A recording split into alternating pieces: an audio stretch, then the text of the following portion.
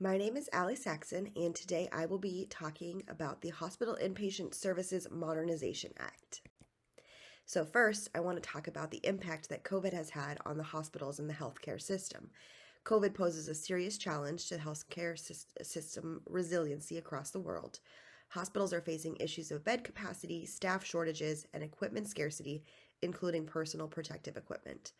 Overcrowded hospitals pose a risk for higher rates for complications due to delays in care and overworked teams, increased danger of developing COVID-19 for healthcare workers and patients, and emotional distress for patients and their families.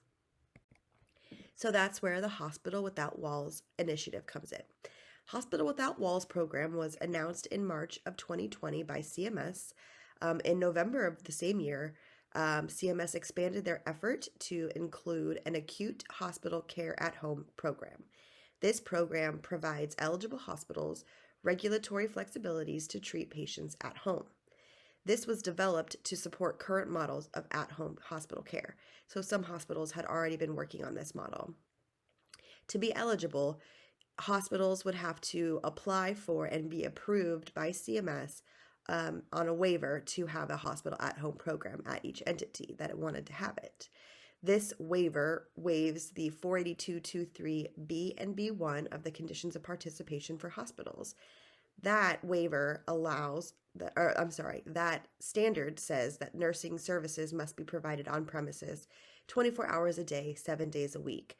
So that waiver allows for hospitals to not have to have nursing services on premises 24/7. The problem with this is that this waiver will expire at the end of the declaration of the public health emergency. So that was started back in March of 2020 as well, which allowed other certain waivers for the hospital system and other types of entities besides hospitals. And it gets extended on a 90-day period. The last time was July 15th. They extended it again so that public health emergency will be active through October. But then once that date comes, they'll either expire that waiver or the public health emergency, or they will continue it. So that is where the Hospital Inpatient Services Modernization Act comes in. This bill was first introduced to the Senate in March of 2022. It is currently referred to the Committee on Finance for further deliberations. This bill was introduced by Senator Thomas Carper and Senator Tim Scott. This bill is Senate Bill number 3792, and this bill currently has bipartisan support.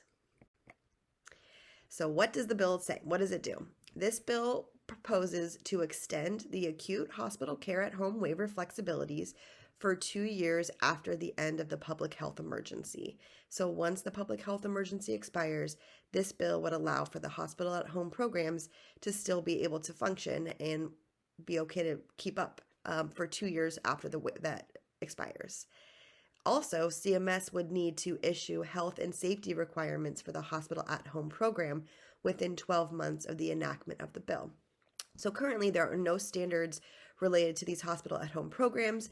Of course, you need to look at your CMS COPs or condition of participations to make sure that you're compliant that way, but this would make that CMS needed to release specific safety regulations for these programs.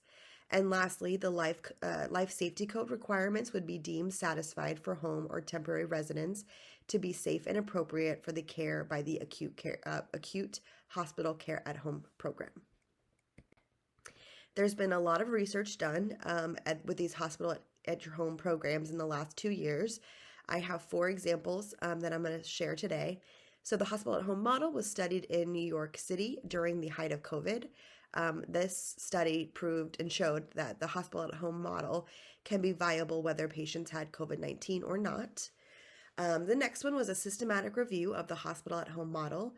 It states that the benefits may be substantial, that hospital at home had no difference in 6-month mortality rates, no difference in readmission rates, a higher satisfaction with healthcare, all at a lower cost. The third, the hospital at home model was studied in Barcelona and reviewed 63 patients. This study showed the safety of patients as well as the clinical outcomes and readmissions all showed positive outcomes. And lastly, another systematic review of the hospital at home patients versus the traditional hospital stay patients, the hospital at home patients experienced a lower risk of readmission and also had decreased anxiety and depression. So this is a little bit more about the hospital at home program and what the Hospital Without Walls actually requires of hospitals that do have this program. It is required by CMS that during this program, there is a once daily in-person visit with an MD or an APP. It can either be face-to-face or it can be done virtually. Also, a once a day in-person visit with an RN. It also can be done either face-to-face or virtually. And then a twice a day visit from any provider. That's an RN or a paramedic, or the APP could count there too. So twice a day in person visiting the patient at their home. The other diagram that I have here is a model from Medically Home, which is a company that starts these hospital at home programs and works with hospitals. This kind of just shared a little bit more about the program. As you can see, the patient and the families are in the center of the circle, patient-centered care, and they're home with their families, which is super important. This kind of shows how there's a mission control or command center that is where the nurses and the doctor and the APP would be, offsite or at the hospital site virtually that would see these patients. They have 24 on-demand service to interact with the patients. The patients are able to call at any time. They have all these appointments and check-ins that they do. Physical therapy can be involved. Labs can be done at home. Radiology services can be provided. And there's a lot of technology that is put into the home with the patient. They'll have an iPad. It'll have their schedule. They can do FaceTime or face-to-face conversations with their providers. And analytics follows. All of these patients are tracked and trended and followed closely in the model. So that was just a little bit more about the program. So who is for this program? Who supports the program? Currently, the American Hospital Association released a statement of support the same day that the bill was proposed to Senate. Also, the Association for American Medical Colleges voiced their support the day after the bill was proposed to Senate. There are currently 244 hospitals within 36 different states that have requested and received this waiver from CMS to initiate these practices within their organization. And lastly, a letter was signed by 120 prominent healthcare organizations, and that was sent to members of Congress during this time, urging them to support immediate passage of this bill. So there is a lot of support behind this program. So I wanted to share a little bit about my personal experience related to this program. Of course, I have seen the issues and the impact that COVID has had on the hospital system. And other type of entities with staffing shortages and capacity issues, patients holding in the ER, not having enough nurses to fill the units, having to close down beds, all of that above. It's just a very hard time in healthcare right now. I've also worked with the hospital system and as one specific hospital to implement this program. It is new, but there was a long time building the program. Everything was reviewed, policies, procedures, the design, the workflow, all of that is very intense to bring one of these up, but it is very successful. We worked with the local government in our state during this time with this program to ensure that we had their support. They were very excited and interested about this program and are curious to see what's going to happen with this bill and the waivers as the time continues. So these are a few considerations as I'm asking for support for this bill. First, social. It is positive social considerations to patients, which allowing them to be at home and receive care in the comfort of their own home with their families. Patients are happy. They love this program. For the economic considerations, the capability to provide quality care at home at a lower cost is awesome. Political, there's a bipartisan support already in Congress. There's a lot of organizations behind this program.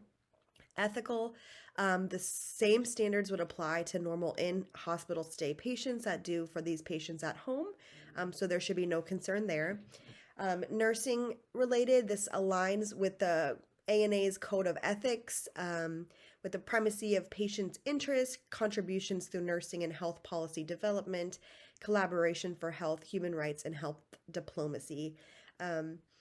And last, from Romans 12:2, do not be conformed to this world, but be transformed by the renewal of your mind. By testing, you may discern what is the will of God, what is good and acceptable. So I wanted to just share that this is an innovative program. And as we learn from God and others, just doing the best that we can, making changes to help support people in any way that we can. So in conclusion, this is an innovative solution to our current healthcare climate. This bill has widespread support. There's positive socioeconomical and ethical considerations for this bill, and this program is safe and effective. So today I'm asking the support of you for this bill to continue allowing these hospital at-home programs to exist. So thank you very much. These are the references for the slide. Okay. Thank you.